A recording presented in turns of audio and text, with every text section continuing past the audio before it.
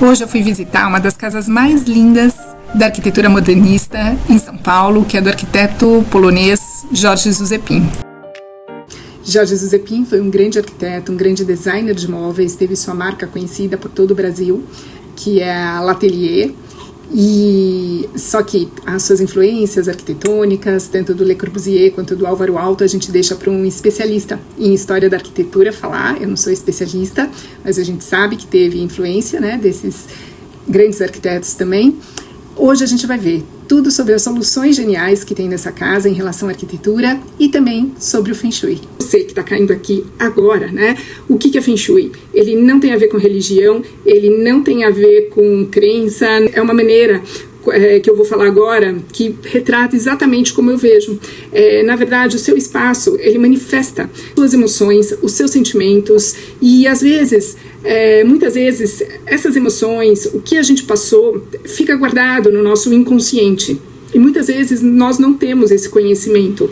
Então, através do Feng Shui, a gente consegue ler o ambiente e retratar essas emoções que se afloram. O importante é você ver, né? Porque ver é o primeiro passo para a transformação.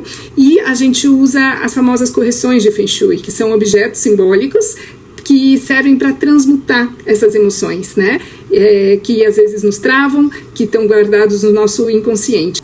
Jorge Zuzepin, ele vivenciou a guerra, saiu do seu país por conta da Segunda Guerra Mundial. O primeiro ponto é uma arquitetura voltada para o interno, não é exposta, né? Ela não tem abertura com a rua, ela não tem abertura mesmo de janela e nem de portas, tem só umas aberturas que ficam no terceiro piso, que é no closet das filhas, e são aberturas muito interessantes, que eu vou falar quando a gente chegar nesse piso. E ela traz uma arquitetura intimista, ou seja, voltada para o interior da casa mesmo. Além de não ter essas aberturas, né, para a rua, com o mundo externo, ela também passa despercebida pela rua. Eu passava todos os dias e eu nunca tinha visto a casa. Entrar, você passa por uma garagem mais escura, tá vendo? Teto de madeira, onde a iluminação são pequenos rasgos, né, na própria madeira, e uma paredona de pedra. E aí tem a surpresa do hall. O pé direito alto, né, a parede mais branca, clara, é como se fosse uma surpresa. E olha que graça, esses tijolinhos que tem na entrada, eles se repetem ao longo da casa. Teto, entrando aqui um pouco na linguagem simbólica, ele representa proteção, ele representa acolhimento. Então, aquela palavra, né, sem teto, o que vem na nossa cabeça, né? A pessoa não tem um local para morar, ela não tem proteção. Então, aqui é um grande arquiteto, né? Não é à toa, né? Ele sabe trabalhar muito bem as escalas. Vocês vão ver que na sala de estar, o teto é uma grande onda. Então, ele abaixa na sala de estar e onde tem o mezanino, ele aumenta. Ao entrar, a gente tem uma sensação muito boa. É muito gostoso estar no local, porque, intuitivamente, ele usou os 5 elementos, que é uma das teorias do Feng Shui. São 5 elementos que existem na natureza, que existem no nosso corpo e que também devem ser usados nos nossos espaços. Vamos ver cada um deles. Elemento terra, a gente tem no piso, representado pela própria cerâmica e também pelo formato quadrado. Madeira, a gente tem no piso da sala de jantar, a gente tem no teto da sala de jantar, no próprio teto total da sala e também alguns detalhes, como na escada, no corrimão e nas portas. Elemento fogo, a gente tem com a luz externa, através das grandes aberturas, das grandes portas, que deixa a luz entrar. Temos também com a iluminação e eu vou trazer umas fotos da casa como era antigamente, né? Essa decoração quente, usando cores quentes, também trazem o elemento fogo. Sem contar com a lareira também que existe na casa, que também traz o elemento fogo. As lareiras, elas trazem o elemento fogo, um elemento muito forte. E existem as 9 principais áreas na nossa vida, reverberam nas 9 áreas do nosso espaço.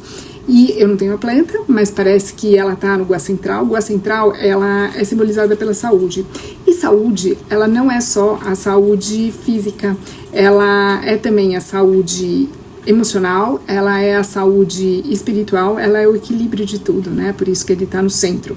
E se for né, no centro mesmo, que parece estar, também, eu acho que traz influências, né, da guerra. Alguém que passa por uma guerra, alguém que é obrigado a deixar o seu país da noite para o dia, trazem questões emocionais que eu acho que reverbera a lareira nesse local. E também uma frase dele, que é: a minha vida é uma sucessão de milagres. E agora vamos para o quarto elemento, que é o elemento metal.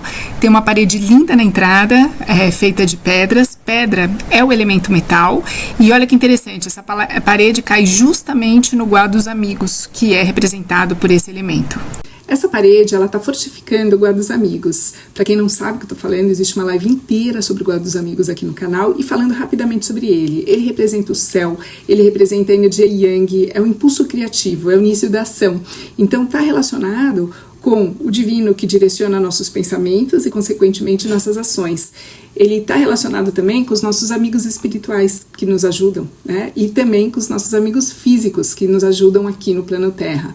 Porque eu acredito muito, né, que o divino se manifesta através das pessoas, e juntos a gente cresce junto, nós agregamos uns aos outros. Olha que interessante, está relacionado com aquela frase dele que eu falei anteriormente: minha vida é uma sucessão de milagres, porque está relacionada com a fé, né, com algo maior. E agora indo para o último elemento, o elemento água, que é representado pelo vidro das portas, que é representada pela forma amorfa de onda do teto, e também pelos azulejos azuis lindos que tem no jantar, tanto no aparador quanto no degrau da escada. Esses elementos que se repetem ao longo do espaço eu acho muito legal usar, porque eles trazem uma uniformidade, eles trazem uma integração, e eu achei muito legal ver aqui, né, no projeto do Zhao Zupin, na casa dele, que ele usou também. Lembra daqueles tijolinhos coloridos que tem na entrada, que eu falei? Então, eles se repetem ao longo da casa em todas as circulações. Então, tem na entrada, tem na escada e também tem no corredor dos quartos do casal. A treliça, que serve como anteparo na escada, ela também é usada nos armários. E as pastilhas, que são usadas em todas as áreas molhadas da casa. E também os detalhes dos banheiros, que a gente vai ver logo a seguir. Outro detalhe de arquitetura que é muito legal você ver ao longo de toda a casa são os contrastes entre as cores claras e escuras, entre as texturas, uma mais lisa com uma mais rugosa, é o que dá o destaque entre os materiais. Até entre as madeiras, o pinho de riga com jacarandá. O contraste lindo fica na copa, o jacarandá com a fórmica branca e com a pastilha branca. Essa questão de contrastes que ele trabalha é muito bem resolvido com uma questão de arquitetura que é o desnível entre a sala de jantar e a sala de estar, tem um desnível. Então ele trabalha não só o material diferente do piso, como cor diferente do piso, como do teto da sala de jantar. Ela é mais baixa e também ele trabalha a cor. Então não há dúvida que existe um desnível entre um local para o outro. Isso eu já vi em diversas casas, esse piso, né, de um ambiente para o outro, o que causa uma sensação de insegurança, de instabilidade. Isso são mensagens subliminares, sabe? De quando você vai passar para um local para o outro, cuidado, tem um degrau. É uma sensação, é uma mensagem subliminar que fica no seu inconsciente. Outro detalhe muito interessante que tem na sala de jantar é essa parede, que ela é afastada uns 10, 15 centímetros da outra alvenaria, porque em determinada área do dia eram os raios solares que passavam por essa fresta, iluminando a sala. E é por isso também que na área externa, os plafons, eles foram colocados somente nessa lateral. Eu achei muito curioso. Por que estão todos concentrados somente nessa área? É por conta de ter essa mesma sensação durante a noite. Antes de subir a escada, vamos passar para um local que é um charme. Olha esse papel de parede dos anos 70 na entrada do lavabo. E o contraste que tem, até na iluminação, a luz e sombra, por conta da iluminação do lavabo. E essa cuba de semi-encaixe.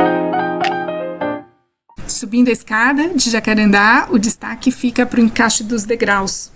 E uma outra solução genial foi ele ter usado o duto da lareira para a escada que vai para o pavimento dos quartos. Chegando no pavimento do quarto do casal, dela e do banheiro, eu fiquei apaixonada por esses tacos em jacarandá. Olha o contraste de novo.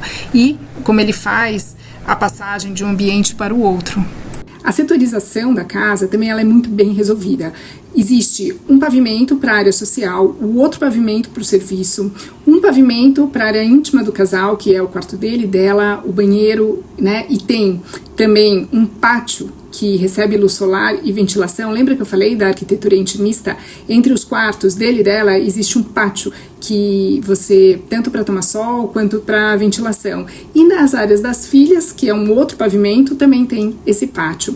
E ainda na arquitetura intimista, a janela que é mais próxima da casa era do quarto dela, da esposa. E bem nela tem uma árvore. Ela barra um pouco a visualização da rua, o contato com a rua. Fazendo uma pausa aqui, né? Lógico que eu convidei o meu filho para ir junto para conhecer uma boa arquitetura, arte e cultura.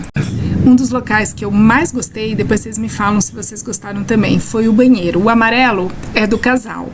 Vamos agora para os detalhes. Olha o nicho, sim, ele já usava o nicho. E olha o acabamento do nicho feito de pastilha. Eu adoro isso. Ele usou as torneiras amarelas, os metais amarelos com o banheiro amarelo. O ripado do gabinete para ventilação e ele faz um contraste com as pastilhas.